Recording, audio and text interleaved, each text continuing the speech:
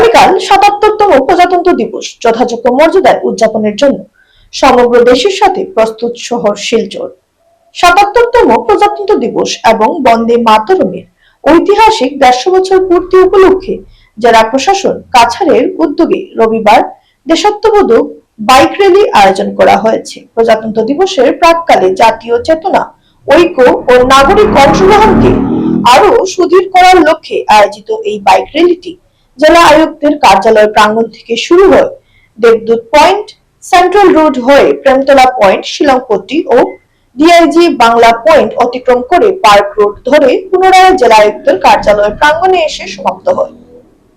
জেলা আয়ুক্ত গার্গ সংবাদ মাধ্যমকে জানান, প্রায় 2.5 কিলোমিটার পথ জুড়ে এই র্যালির মাধ্যমে প্রজাতন্ত্র দিবসের বার্তা সাধারণ মানুষের মধ্যে পৌঁছে দেওয়ার উদ্যোগ নেওয়া হয়েছে জেলা প্রশাসনের পক্ষ থেকে। गवर्नमेंट ऑफ असम के निर्देश मुताबिक ये 2 ऑब्जेक्टिव से बाइक रैली निकाली जा रही है। एक 26 जनवरी के उपलक्ष्य में एक तिरंगा रैली हम लोग हर साल निकालते हैं। उसी तरह से आज हमारे साथ कई सारे पब्लिक से और SLRM से राइडर्स जुड़े हैं और पुलिस के राइडर्स जुड़े हैं। एंड लॉन्ग साइड हमारा second objective is road safety.